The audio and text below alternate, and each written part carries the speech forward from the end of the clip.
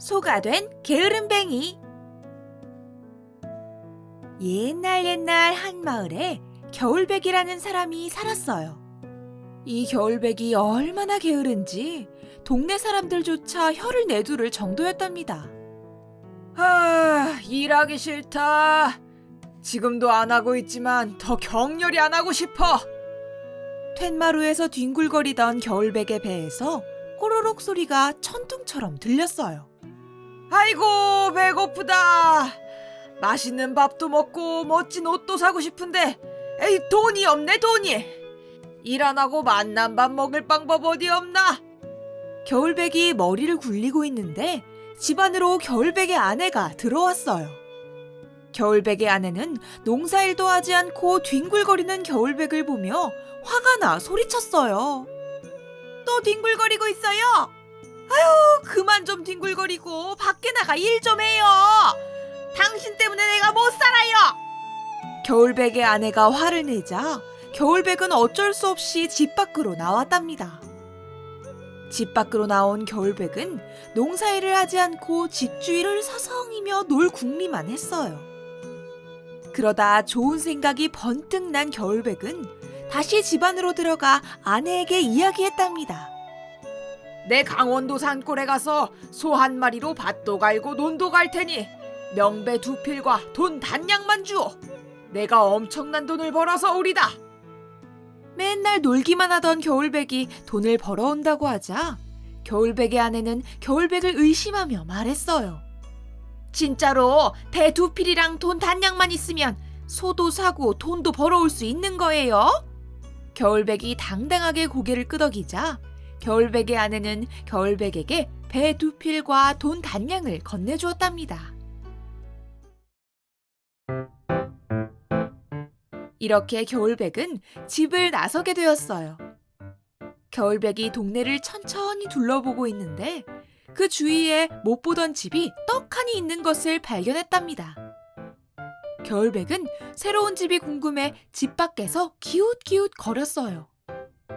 그게 무슨 일인데 남의 집을 기웃거리시오? 이웃이 겨울백을 향해 이야기하자 겨울백은 자연스럽게 이웃의 집으로 들어와 이야기했답니다. 못 보던 집 한 채가 있어 궁금해 그러지? 그런데 이 탈은 뭐요? 소머리처럼 생겼는데? 겨울백은 이웃이 만들던 한 탈을 보고 이웃에게 물었어요.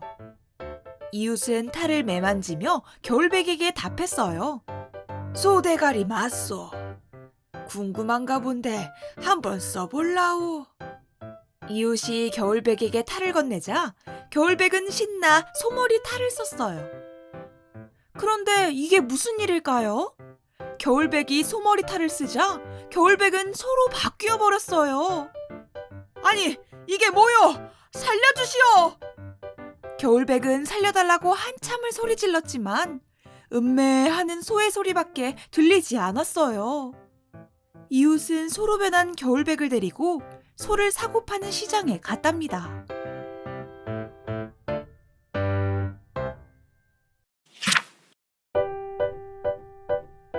소 사시오. 튼튼한 소 하나 사시오. 이웃의 말에 소를 사러 온 동네 사람들이 몰려들었어요. 매. 아이고, 이 소는 울음소리가 우렁차구만. 이 소로 주시오. 겨울백의 울음소리를 듣고 한 사람이 겨울백을 사겠다고 이야기했어요. 그러자 이웃은 흔쾌히 겨울백을 넘겨주었답니다. 그러면서 조심스럽게 이야기했어요. 자, 여기 있어. 이 소는 무시래기를 먹으면 안 되는 소요. 그러면 큰일이 날 것이니 그것만 조심하면 돼요. 이렇게 겨울백은 새로운 주인에게 팔려가게 되었답니다.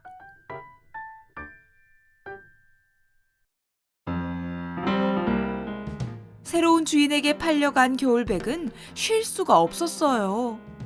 겨울백이 조금만 쉬려고 하면 새로운 주인이 몽둥이를 들며 얼른 일하라고 재촉했기 때문이에요. 소가 일이 굼떠서야 쓰나. 얼른 움직여라. 논도 갈고 밭도 갈고 부지런히 움직여. 이렇게 겨울백은 열심히 쟁기를 끌며 밭과 논을 갈았어요. 봄이 여름이 되고 여름이 가을이 되어 금빛나는 곡식들이 자라났답니다. 그날도 하루 종일 농사일을 도운 겨울백이 지쳐 쓰러져 있었어요. 너무 힘들어. 아침 이른 시간부터 저녁까지 하루 종일 일만 하다니. 이러다가 제명에 못 살겠구나. 한탄하던 겨울백의 눈에 저 멀리 시래기 한 묶음이 들어왔어요. 이를 본 겨울백은 결심했어요. 그때 그 이웃이 내가 시래기를 먹으면 죽을 것이라고 했지. 이렇게 소가 되어 계속 사느니 차라리 죽는 게 낫겠어. 시래기를 먹자. 겨울백은 죽기를 각오하고 시래기를 입에 물었어요. 그러자 겨울백이 소에서 사람으로 다시 변했어요. 자신이 사람 말을 할 수 있게 되었다는 것을 깨달은 겨울백은 눈물을 흘리며 하늘에 외쳤답니다. 내가 다시 사람이 되다니. 감사합니다. 감사합니다. 앞으로는 게으름 부리지 않고 열심히 살겠습니다. 겨울백은 이렇게 이웃의 집에 들러 배 2필과 돈 단량을 챙기고 다시 집으로 돌아왔답니다. 다시 집으로 돌아온 겨울백은 예전처럼 게으름을 피우지 않고 성실히 일하며 열심히 살았대요.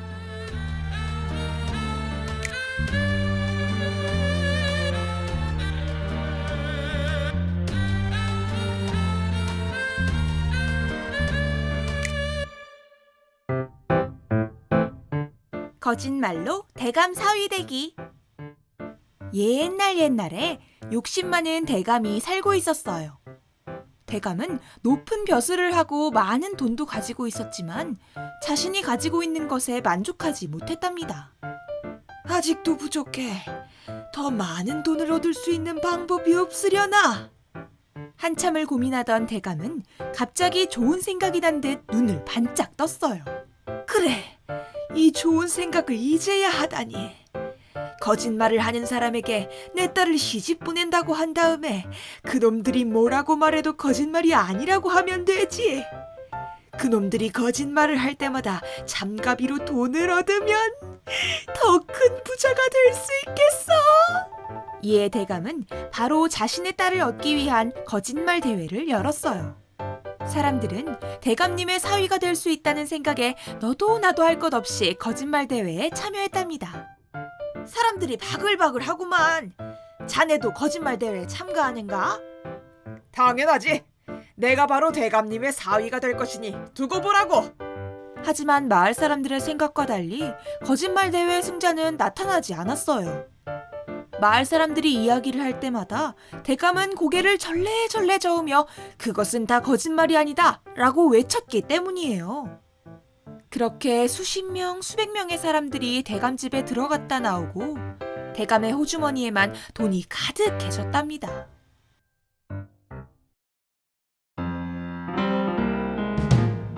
그러던 어느 날 평소에도 거짓말을 잘하여 이름이 허풍쟁이인 사람이 거짓말 대회의 소문을 들었어요. 이 소식을 듣자 허풍쟁이는 눈을 반짝였답니다. 오호라, 거짓말 대회라니. 딱 나를 위한 대회로구만. 이렇게 허풍쟁이는 대감집으로 당당히 들어가 대감에게 이야기했어요. 대감님, 제 말 좀 들어주시오. 내가 사는 데에서는 은진 미륵 부처님 상이 있답니다. 그 부처님 상 머리에다가 제가 갓을 씌웠는데 그 갓이 얼마나 큰지 제가 그 갓 위에서 농사를 지었지 뭡니까? 농사로 얻은 벼로 노도 만들고 그물도 만들었지요. 허풍쟁이가 거짓말을 계속하자 동네 사람들은 고개를 절레절레 저으며 말했어요. 딱 봐도 거짓말이구만. 어떻게 갓 위에다가 농사를 짓나? 하지만 대감은 동네 사람들의 말에 동조하지 않으며 답했답니다. 그럴 수도 있지. 그 이야기는 거짓말이 아니라네. 대감의 말에 허풍쟁이가 말을 이었어요. 제가 그물을 바다에 딱 놓으니까 기러기 수백 마리가 이 그물에 앉지 뭡니까? 수백 마리의 기러기를 잡아 판 저는 그 돈으로 푸대를 사서 바람을 잡았답니다. 그런데 그 이후로 날씨가 어찌나 덥던지 다들 제 바람을 100냥에 500냥에 사갔어요. 그래서 저번에 대감님께서도 바람 한 포대에 1,000냥씩을 받아 총 3포대 3,000냥으로 산다 하지 않으셨습니까?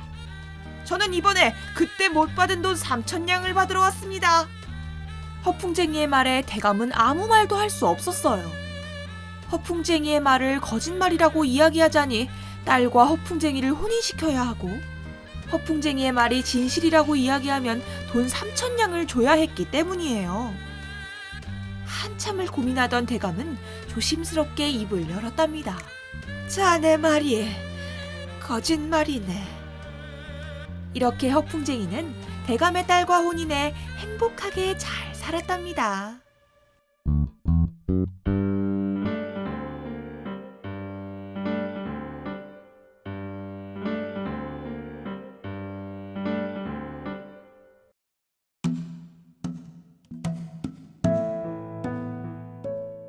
개구리의 출세. 옛날 같은 서당을 다니던 두 아이가 있었어요. 한 아이는 집에 돈이 많아 부족함 없이 밥을 먹고 다녔지만, 다른 한 아이는 돈이 없어 아침 저녁으로 굶었답니다. 친구랑 함께 밥을 먹을 수 있으면 좋을 텐데 아버지께 여쭈어봐야겠다. 부자인 도리는 가난한 친구인 개구리가 항상 밥을 먹지 못하는 것을 보고 속상한 마음에 아버지께 말씀을 드렸어요. 아버지! 친구랑 함께 먹게 밥을 더 많이 싸주세요. 하지만 도리의 아버지는 욕심이 많은 사람이었어요. 그래서 오히려 마음씨 좋은 아들에게 혼을 내었답니다. 우리 먹을 밥도 없는데 무슨 밥이냐? 안 된다! 하지만 뒤주에 곡식이 가득한걸요? 친구가 항상 배고파한단 말이에요. 안 된다고 했지? 도리가 아버지를 설득하려고 했지만 아버지는 꿈쩍도 하지 않았어요. 이에 도리는 한 가지 꾀를 내었어요. 아버지의 수저와 밥그릇을 훔쳐다 몰래 바닥에 묻은 거예요. 내 수저하고 밥그릇 대체 어디로 간 게야? 수저와 밥그릇이 없어 밥을 먹지 못하게 된 도리의 아버지는 펄펄 뛰었어요. 이를 본 도리는 아무것도 모르는 척 아버지에게 이야기했어요. 아버지, 제 친구 중에 냄새 잘 맡는 아이가 있어요. 그 친구한테 부탁을 해보는 건 어떨까요? 이에 도리의 아버지는 친구를 데려오라고 답했답니다. 도리는 가난한 친구인 개구리에게 수저와 밥그릇이 있는 곳을 소근소근 알려주었어요. 그리고는 시치미를 떼며 아버지에게 말했어요. 아버지, 친구를 데려왔어요. 이 친구가 아버지의 수저와 밥그릇이 있는 곳을 알려줄 거예요. 그러자 개구리는 냄새를 킁킁 맡는 채 하며 도리 아버지의 수저와 밥그릇을 찾았어요. 사람들은 개구리의 능력에 깜짝 놀랐답니다. 냄새만으로 내 물건을 찾다니 정말 대단하구나. 고맙다. 정말 고마워. 도리의 아버지 역시 기뻐하며 개구리에게 보답으로 엄청난 양의 쌀가마니를 주었답니다.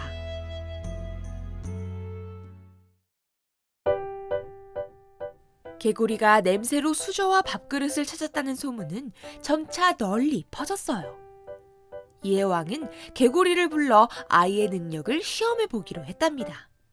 네가 그렇게 냄새를 잘 맡는다던 그 아이로구나.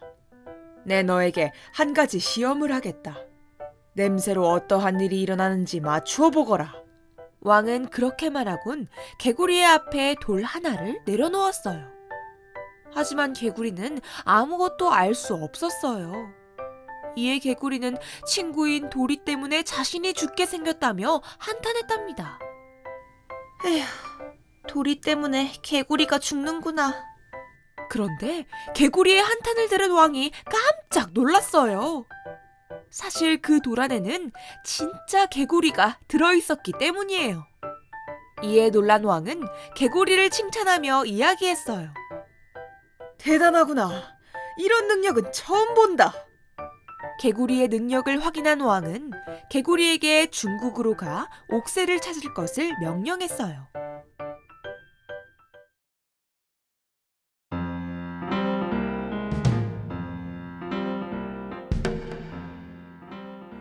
이렇게 개구리와 도리는 중국에 가게 되었어요. 중국에서는 옥새가 사라져 나라가 혼란을 겪고 있었답니다. 이에 중국의 왕은 개구리에게 옥새를 찾아달라고 부탁했어요. 너의 능력이 엄청나다고 들었다. 네가 옥새를 찾아준다면 큰 상을 내릴 것이다. 중국 왕의 말에 개구리는 어쩔 줄 몰라 했답니다. 하지만 도리가 개구리에게 몰래 다가가 이야기했어요. 나에게 방법이 있어. 일단 한 달의 시간을 달라고 말해주라. 개구리의 부탁으로 도리와 개구리는 한 달 말미에 시간을 벌 수 있었어요. 하지만 도리는 옥새를 찾을 생각을 하지 않았어요. 불안해진 개구리는 도리에게 물었답니다. 도리야, 옥새를 찾을 방법을 아는 거야? 이에 도리가 답했어요. 그럼 나만 믿으라고. 일단 중국 구경이나 하자. 도리와 개구리는 중국 방방곡곡을 돌아다니며 여행을 했답니다. 그러면서 도리는 이제 냄새가 거의 맡아진다. 5일만 있으면 옥새를 훔친 놈을 찾겠구나 하는 소문을 내고 다녔어요. 그러자 밤에 한 아이가 도리와 개구리를 찾아왔답니다. 나 좀 살려주시오. 내가 옥새를 훔쳐 연못에 넣었소. 제발 내가 훔쳐갔다는 소리 말고 나 좀 살려주시오. 다음날 개구리는 냄새를 킁킁 맡는 척하며 연못을 향해 소리쳤어요. 여기서 옥새의 냄새가 납니다. 개구리가 가리킨 연못을 파자 정말로 황금으로 된 귀한 옥새가 나왔답니다. 이렇게 개구리는 왕에게 좋은 상을 받고 개구리와 도리는 세상에 둘도 없는 친구로 사이좋게 살았대요.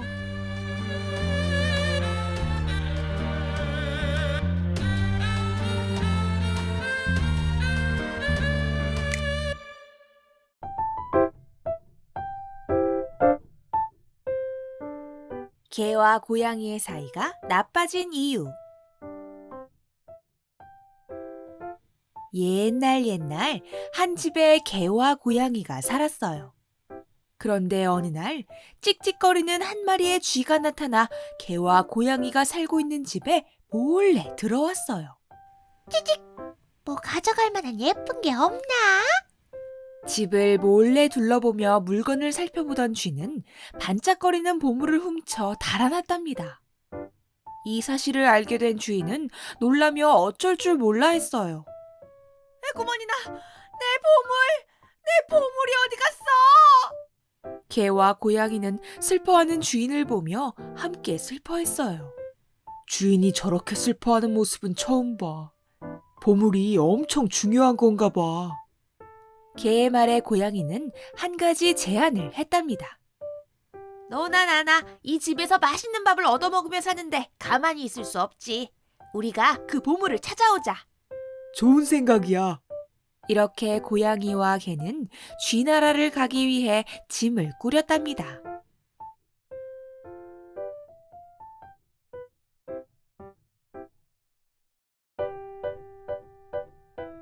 쥐나라를 향해 걷던 고양이와 개는 강을 발견했어요. 그러자 수영을 하지 못하는 고양이가 몸을 부르르 떨며 이야기했어요. 난 수영 못해. 수영을 안 하고 이 강을 어떻게 건너지? 고양이가 고민하자 개는 자신만만하게 이야기했어요. 걱정 마. 수영이라면 나만한 개가 없다고. 내가 너를 업고 강을 건너가면 돼. 이렇게 고양이는 개 등에 업혀 강을 건너갔답니다. 쥐나라에 도착한 고양이와 개는 쥐가 보물을 베개 밑에 넣어두는 것을 발견했어요. 이에 개는 고양이에게 말했어요.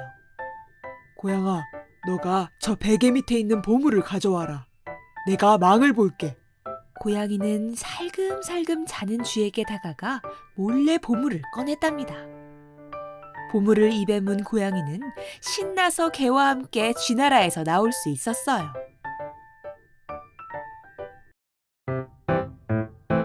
이렇게 보물을 찾은 고양이는 다시 개 등에 업혀 강을 건너게 되었답니다. 그때였어요. 고양이가 보물을 잘 가지고 있는지 궁금했던 개는 고양이에게 물었어요. 고양아, 보물 잘 물고 있니? 이에 고양이는 아무 생각 없이 답했어요. 잘 물고 있다. 하지만 고양이는 이렇게 대답을 하다가 보물을 떨어뜨리고 말았어요. 보물을 강에 떨어뜨린 후 아차 싶었던 고양이는 속으로 생각했어요. 이런, 큰일 났다.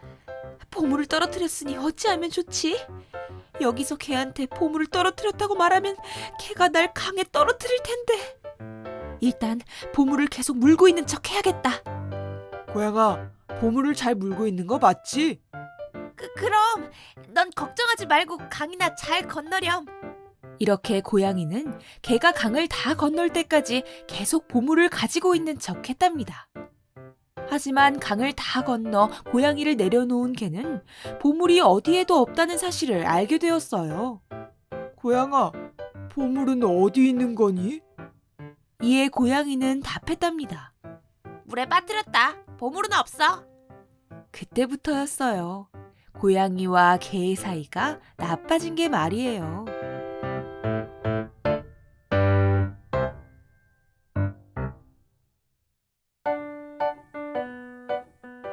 내복에 산다.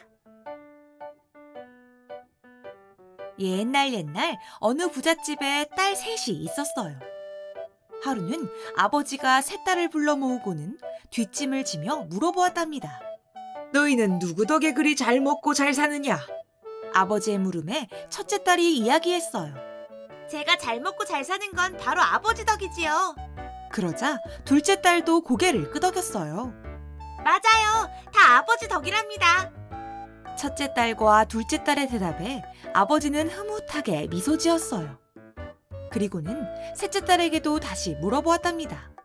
너는 네가 누구 덕에 그리 잘 먹고 잘 산다고 생각하느냐? 아버지의 물음에 셋째 딸은 곰곰이 생각하더니 이렇게 답했어요. 제가 잘 먹고 잘 사는 것은 다 제 덕이지요. 셋째 딸의 대답을 들은 아버지는 화가 났어요. 뭐야? 네 덕이라니? 그럴 거면 이 집에서 나가거라! 화를 주체할 수 없었던 아버지는 결국 셋째 딸을 집에서 내쫓았어요. 그러자 셋째 딸은 자기 복은 자신이 가지고 간다면서 곳간에서 쌀을 서되 서홉을 푸고 집을 나섰답니다.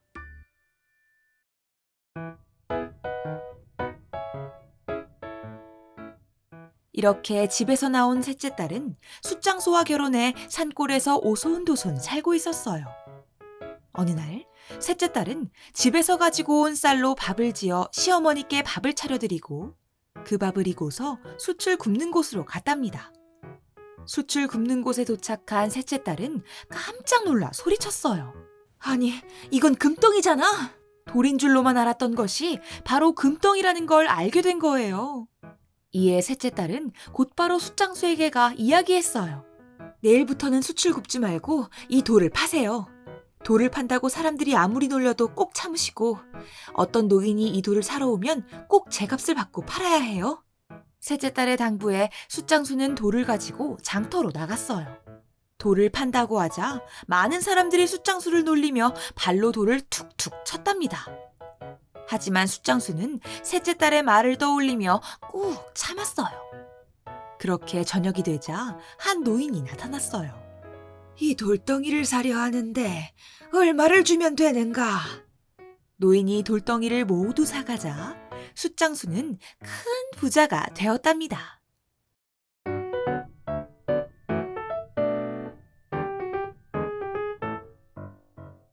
시간이 흐르고 셋째 딸은 자신의 부모 생각에 병이 들고 말았어요. 시름시름 앓던 셋째 딸은 숫장수에게 부탁했어요. 제 부모님을 뵙고 싶어요. 거지잔치를 열흘만 열어주세요. 셋째 딸의 부탁에 숫장수는 거지잔치를 성대하게 열었답니다.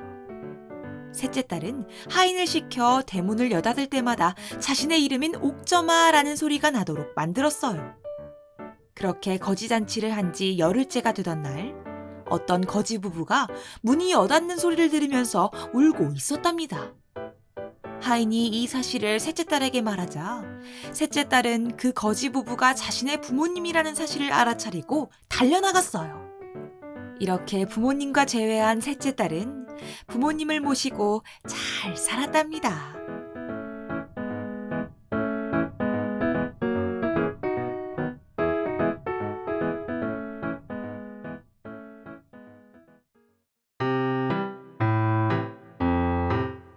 지붕에 소올리라는 아버지.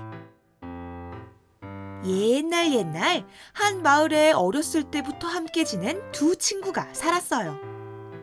한 친구는 돈이 많고 여유로운 부자였지만 다른 한 친구는 아무리 열심히 노력해도 가난하고 살기가 어려웠답니다. 으이고, 아무리 일을 열심히 하면 뭘 하나. 가난을 벗어나고 싶은데 방법이 없네, 방법이. 가난한 친구는 자신의 처지를 생각하며 한탄했어요. 가난한 친구가 한숨을 쉬고 있는데 번쩍번쩍한 부자 친구의 집이 눈에 들어왔어요. 친구처럼 부자가 되고 싶었던 가난한 친구는 부자인 친구에게 물었어요. 이보게, 자네는 어떻게 그리 부자로 살 수 있나? 비법 좀 알려주게. 가난한 친구의 말에 부자인 친구는 골똘히 생각했어요. 그리고는 이렇게 답했어요. 그럼 내일 아침에 우리 집에 올 수 있겠나? 오면 그 비법을 알려주겠네.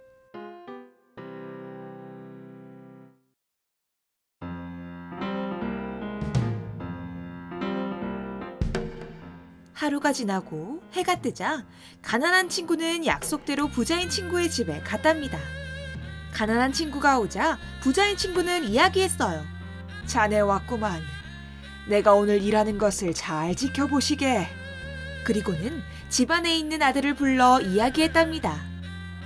농사를 하려면 소가 필요하니 소와 쟁기를 가져오거라. 소와 쟁기를 가져온 아들에게 부자인 친구는 다시 한번 이야기했어요. 소가 얼마나 튼실한지 시험해보자꾸나. 소를 지붕에 올려보자. 예, 아버지. 부자인 친구의 말에 아들은 소의 고삐를 쥐고는 소를 지붕에 올리려고 애썼어요. 부자인 친구 역시 소를 열심히 밀며 소를 지붕 위에 올리려고 애썼답니다. 하지만 무거운 소를 지붕 위에 올리는 것은 어려운 일이었어요. 한참 소를 밀던 부자인 친구는 숨을 헐떡이며 아들에게 이야기했어요. 아들아, 이제 되었다. 할 만큼 했으니 이제 그만두자꾸나. 소를 미는 것을 그만둔 부자인 친구는 가난한 친구에게 말했어요. 이제 자네 집에 가서 자네 아들에게도 소를 지붕에 올려보라고 시켜보게. 이렇게 부자인 친구와 가난한 친구는 가난한 친구의 집으로 걸음을 옮겼답니다.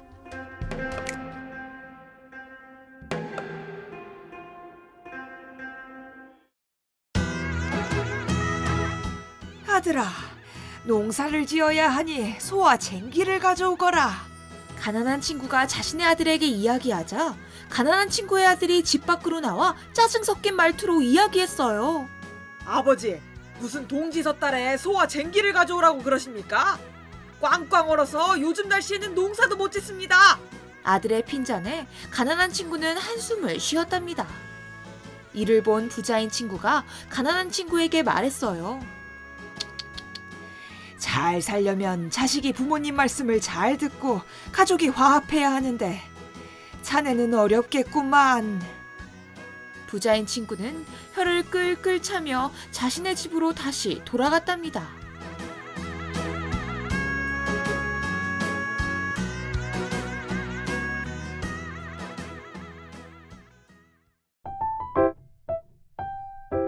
복 빌린 나무꾼. 옛날에 집이 쓰러질 정도로 가난한 나무꾼이 살았어요. 나무꾼은 누구보다 열심히 일했지만 가난을 면할 수 없었답니다. 이런 나무꾼을 보고 이웃들이 수군거렸어요. 에휴, 요즘 저리 열심인 사람이 없는데 말이야. 이래도 가난하니 어쩌노? 남들이 하루에 나무 2짐을 해서 옮기면 나무꾼은 그 2배의 일을 하곤 했어요. 하지만 나무꾼은 남들보다 더 많은 돈을 벌 수 없었어요. 나무꾼이 벤 나무를 쌓아놓고 잠을 자면 다음 날에 항상 나무 2짐만 남고 나머지가 사라졌기 때문이에요. 대체 누가 내 나무를 가져가는 거야? 안 되겠다. 오늘 꼭 그 도둑놈을 잡아서 혼쭐을 내줘야지. 항상 나무를 도둑 맞았던 나무꾼은 도둑을 잡기 위해 나무 속에 쏙 숨었어요. 해가 지고 점점 어두워져 밤이 되자 신기한 일이 일어났어요. 회오리 바람이 일면서 나무 2짐을 제외한 나무들이 모두 하늘로 올라가기 시작한 거예요. 아니, 이게 무슨 일이야? 나 죽네, 나 죽어! 나무꾼은 나무들과 함께 하늘로 올라갔답니다.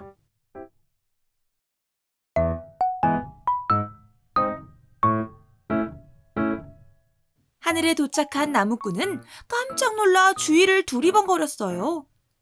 그러자 한 사람이 나무꾼에게 다가와 말했답니다. 옥황상제를 배워야 하니 저를 따라오십시오.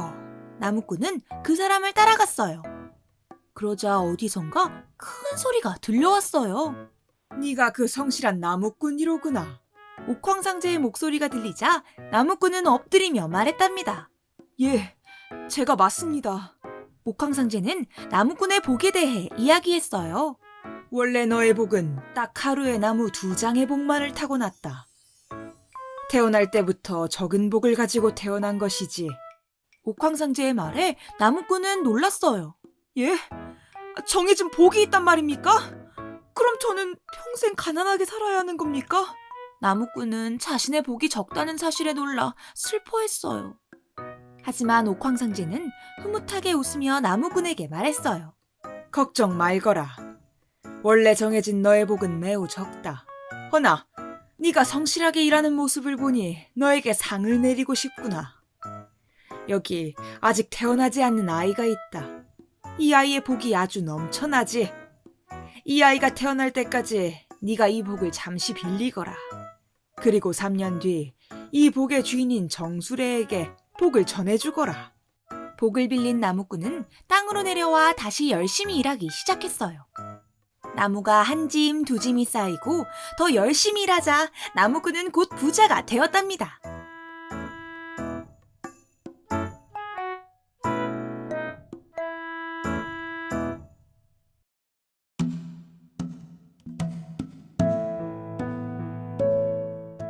그러던 어느 날 나무꾼이 주막을 지나는 길이었어요. 나무꾼은 주막 앞에 서성이는 한 남자가 어쩔 줄 몰라 하는 모습을 발견했어요. 이보게, 무슨 일이 있나? 나무꾼이 남자에게 물어보자 남자는 나무꾼을 붙잡으며 울먹였어요. 제 아내가 아이를 낳을 것 같은데 어찌해야 할지를 모르겠습니다. 좀 도와주십시오. 남자의 부탁에 나무꾼은 주막에 돈을 맡기고 산모와 어린아이를 부탁했어요. 감사합니다. 감사합니다. 덕분에 제 아내와 아이가 살았습니다. 남자는 나무꾼에게 연신 고마워했답니다. 나무꾼은 이를 흐뭇하게 바라보며 답했어요. 괜찮네. 그나저나 아이의 이름은 어찌 지을 생각인가? 아이가 수레 아래에서 태어났으니 수레로 지을까 합니다. 정수레요. 나무꾼은 이 아이가 자신이 빌린 복의 주인이라는 사실을 알게 되었어요. 깜짝 놀란 나무꾼은 금세 마음을 추스르며 남자에게 말했답니다. 이보게, 아이가 주막에 계속 있는 것도 좋지는 않을 것 같네. 이 근처에 내 집이 있으니 나를 따라오시게. 나무꾼은 아이와 아이의 부모에게 좋은 집을 제공해 주었어요. 아이가 자라자 선생님을 초대해 글을 가르치기도 하고 아이가 17살이 되자 마음씨 좋은 여인과 장가들 수 있도록 도와주었답니다. 그리고는 아이를 불러 사실을 털어놓았어요. 수레야, 사실 내가 이리 잘 살 수 있었던 것은 다 너의 복을 빌렸기 때문이란다. 이것은 모두 네 복이니 너에게 다시 돌려줘야겠지. 여기 내 재산을 전부 줄 테니 너의 복을 가지고 행복하게 살거라. 나는 떠나야겠다. 나무꾼의 말에 아이는 고개를 절레절레 저었어요. 그게 무슨 말씀이세요? 설령 그것이 사실이라 하여도 제가 받은 은혜가 너무 많습니다. 그것이 원래 저의 복이었다면 저와 함께 지내며 행복하게 살아주세요. 이렇게 나무꾼은 수레와 함께 한 집에 살며 행복한 나날을 보냈습니다. 비록 나무 2짐의 복밖에 타고나지 못했지만 좋은 마음씨로 한 평생을 행복하게 살았답니다.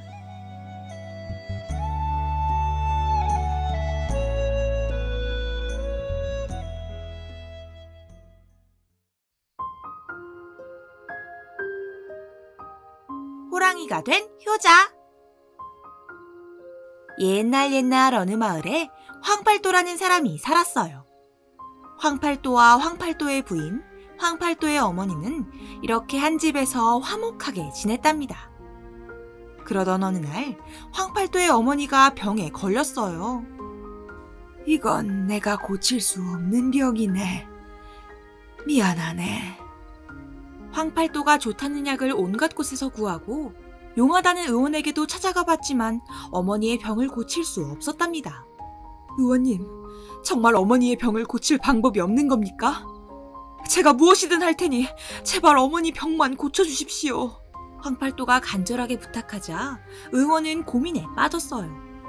그러다 곧 한 가지 방법을 알려주었답니다. 한 가지 방법이 있긴 하네. 바로 1000개의 개간을 먹는 것이지.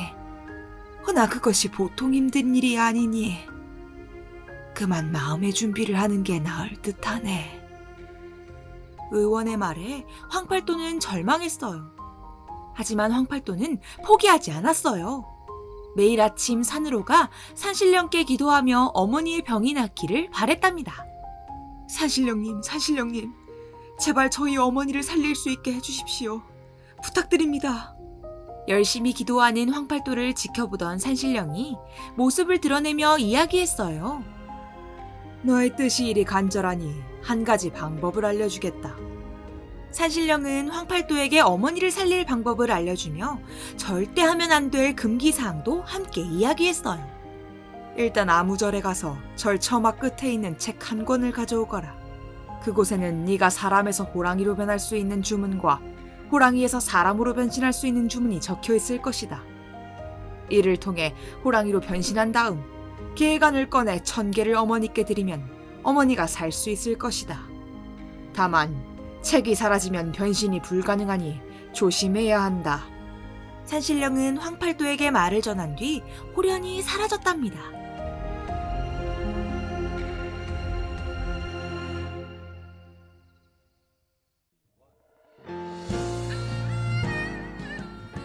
황팔도는 산신령의 말에 따라 아무절 처마 끝에서 책 한 권을 발견했어요.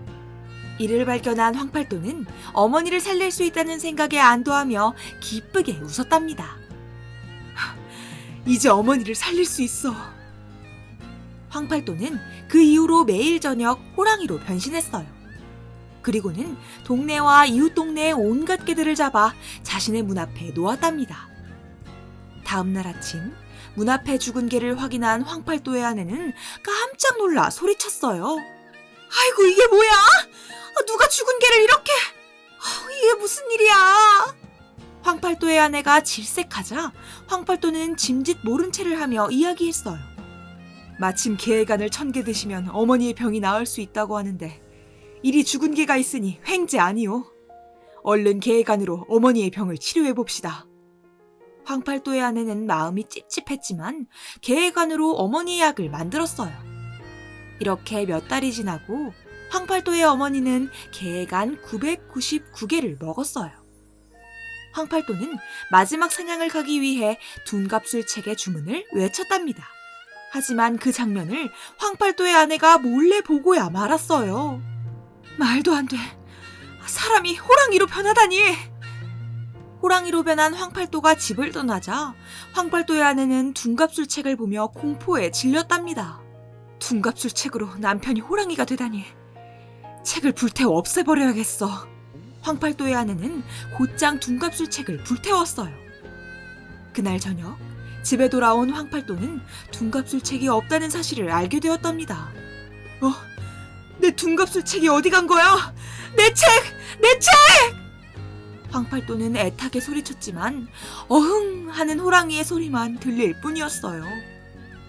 황팔도는 다시 사람으로 변할 수 없게 된 거예요. 이렇게 호랑이가 된 황팔도는 짐승이 되어 짐승도 해치고 사람도 해쳤어요. 결국 황팔도는 포수에게 총을 맞아 죽게 되었답니다. 황팔도는 부모님을 공경하는 효도를 했지만 옳지 못한 방법으로 효도를 하며 이렇게 불행한 삶을 살게 되었답니다.